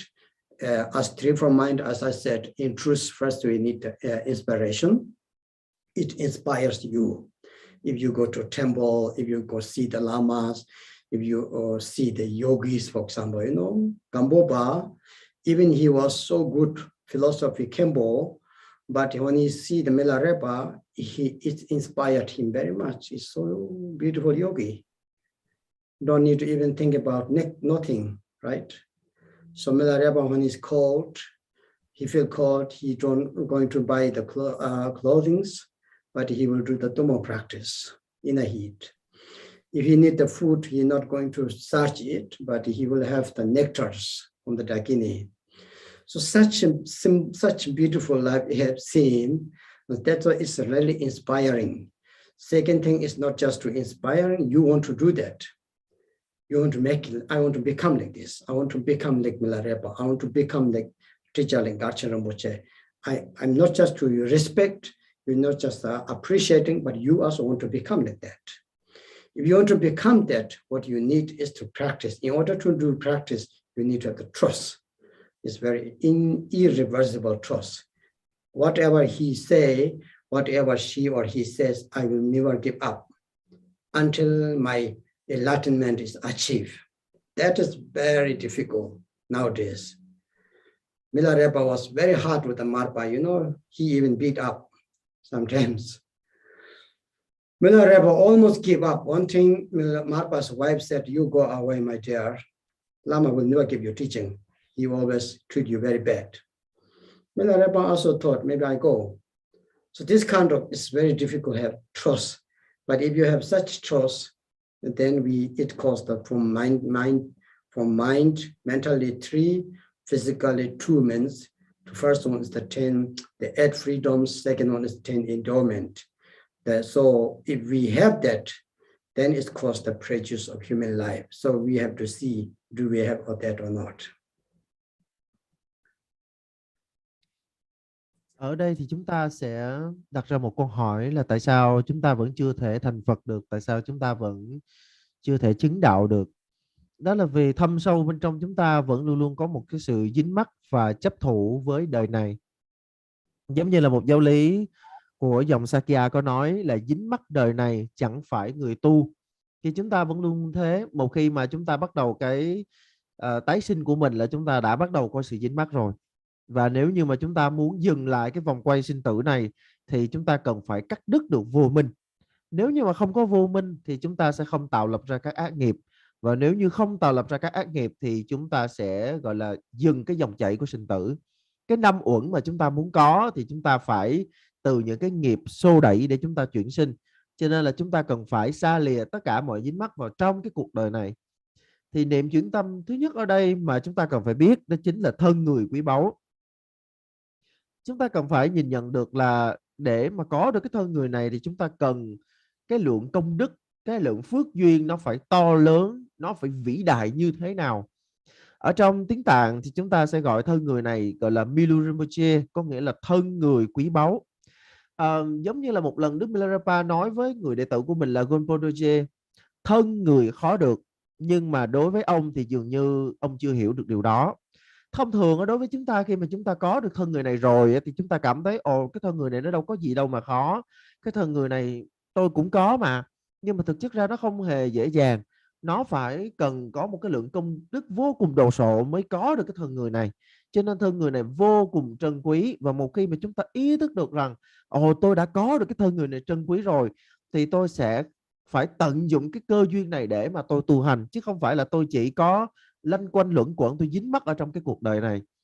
Thì ở đây thầy muốn chia sẻ với chúng ta về 3 dạng người sẽ xuất hiện trên cuộc đời.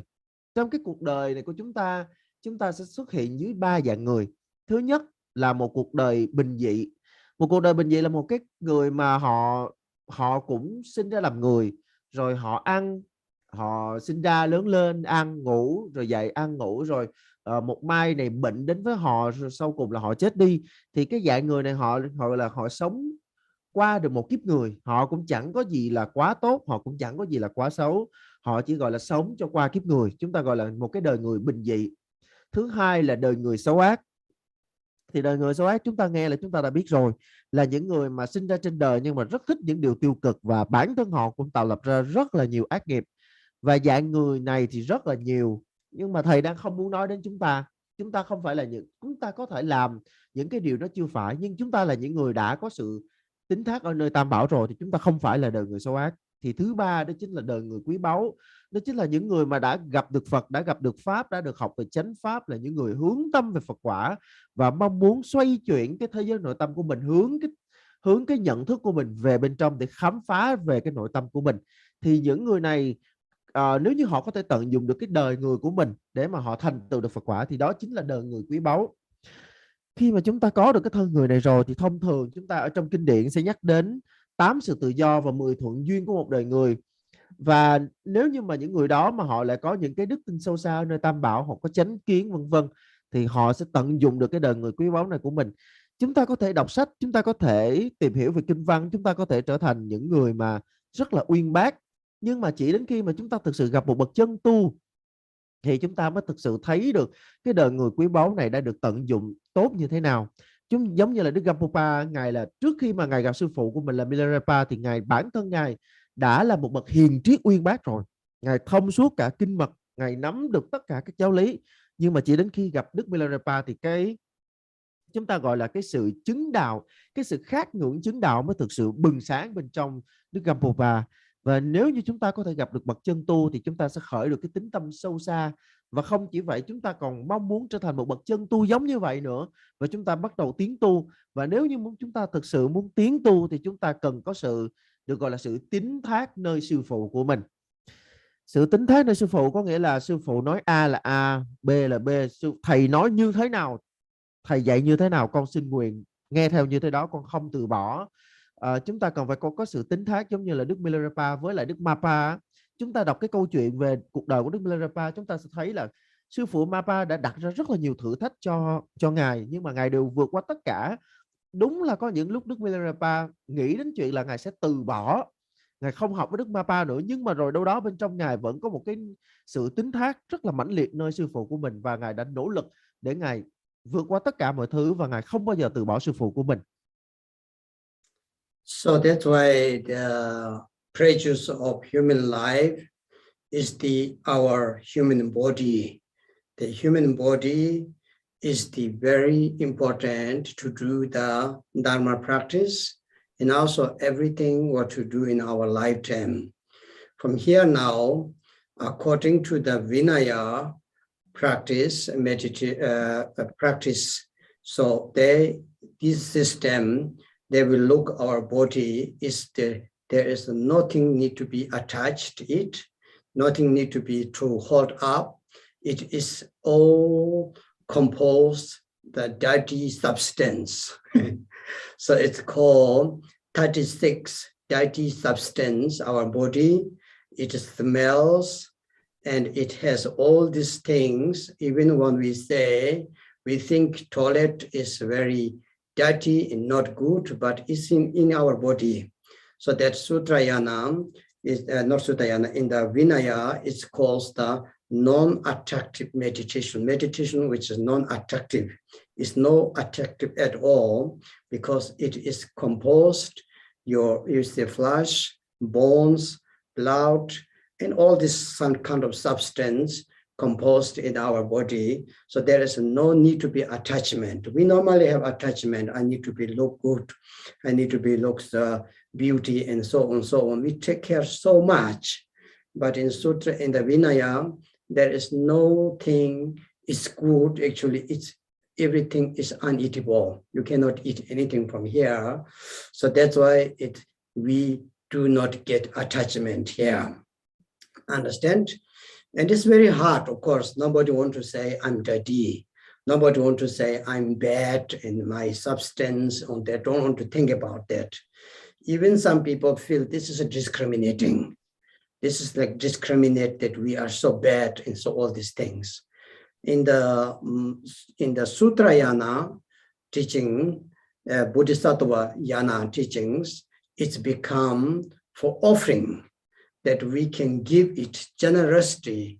You offer to the all sentient beings, even, and you see even the pure practice is to offering.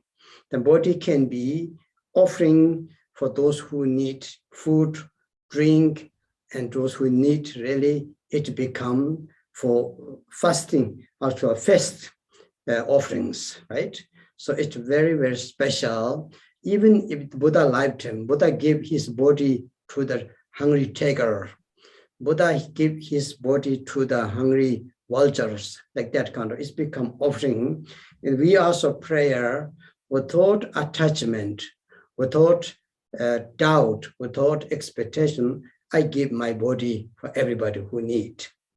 It become offering, generosity to accumulate the merits. It's very beautiful, actually. In the Vajrayana, it's become body mandala. It can be used for the Dharma practice. Through this body, we can get the bliss, energy, and awakening, even enlightenment, that to wake up our mind through with this body. It's so important for the Vajrayana. It's called the body mandala. It's become Vajra body, Vajra mind, Vajra speech. And it's 3 Vajra stage. It's a Vajra stage. It's become very useful.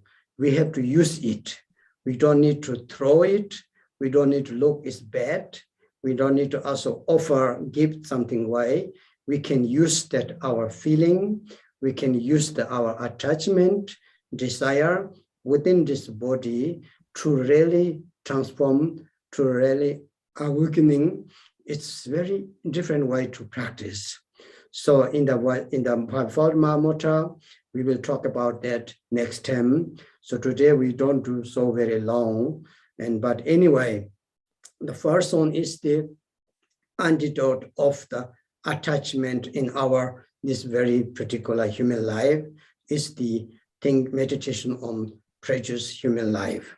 A precious human life, difficult to found the precious human body, human life is very important. Second thought is the antidote of the laziness and indolence. Indolence, laziness, understand? Indolence, laziness, that we always think, I do tomorrow, I maybe do practice next week, I maybe do practice next year. First I do that, then after that, we always postponing. And not only just that lazy, we are quite lazy sometimes. So that's why to reminding, I have got the precious human body, but it's impermanent. It changes every second. It changes every millisecond. I'm not getting younger, but I'm getting older.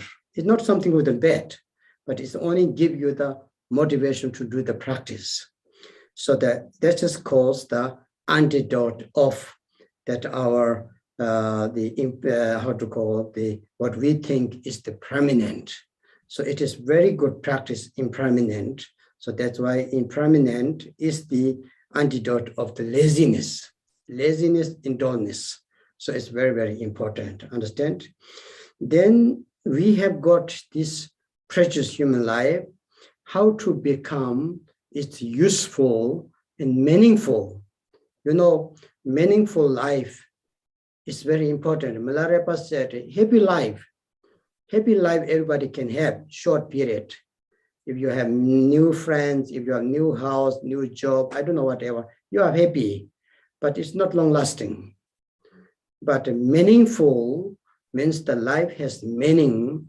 This life that bring the benefit, even next life better.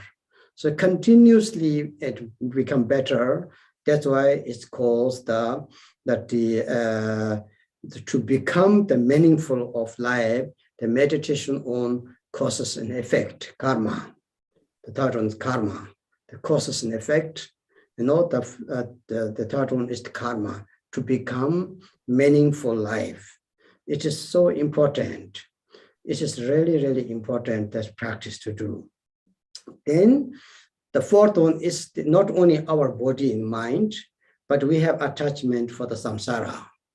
You know, nice house, nice garden, nice mountain, whatever. It's okay. Having is not problem. Attachment is problem. So in order to free from that kind of attachment, entire of samsara, so free from the attachment to the samsara, the meditation which calls the defect of samsara or the suffering of samsara. When you think the suffering of samsara, then we will think about, no, this is not my forever place. I want to get out as soon as possible, right? Milarepa said, as soon as possible, I don't want to get out here. So when you think that, this is called the four thoughts or four reminders. The detailed teachings we will do next time. Today, we will not have much time for that.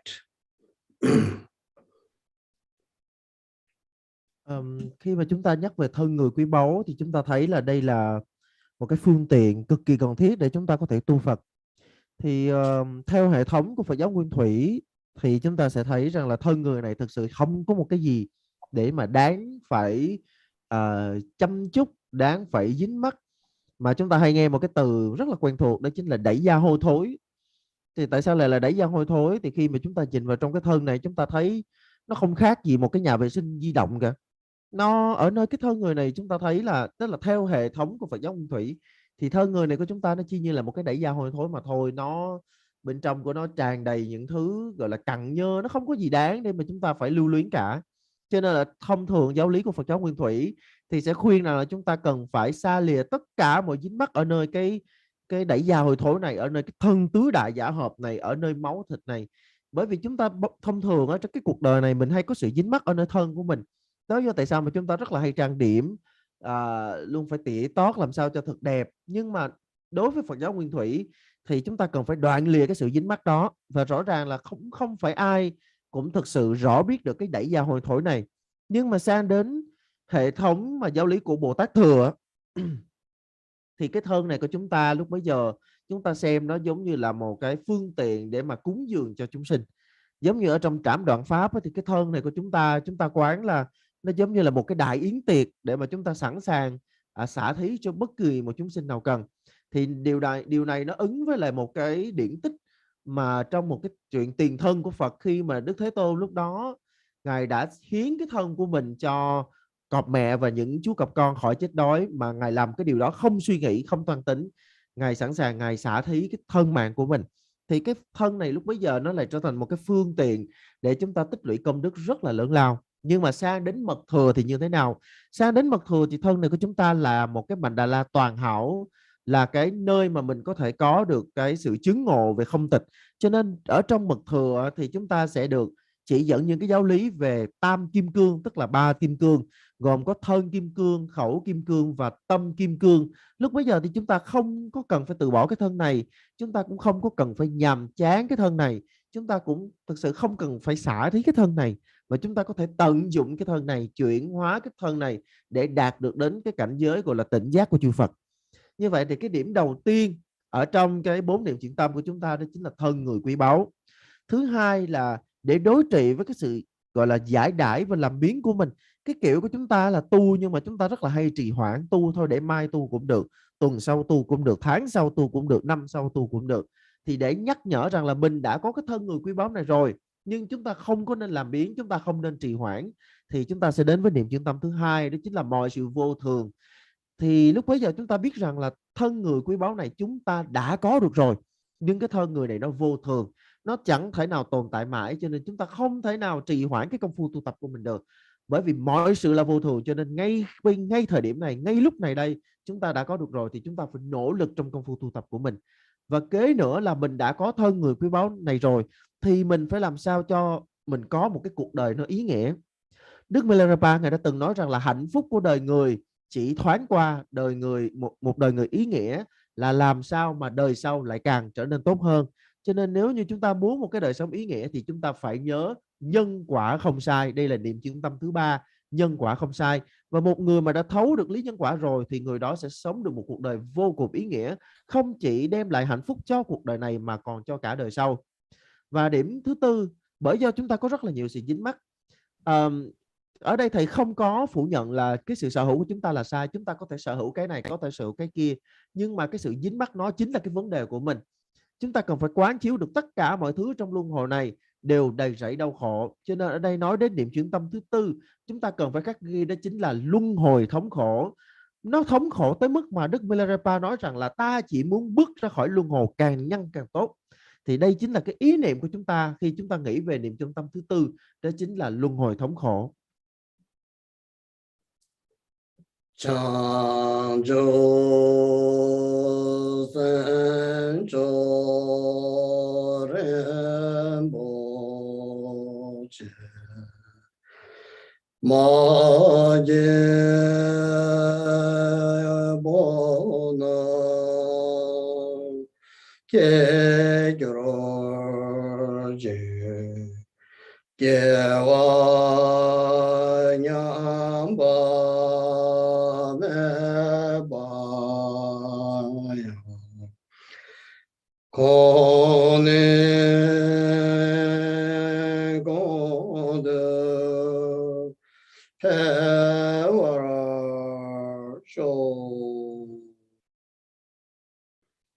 Okay, thank you very much. So today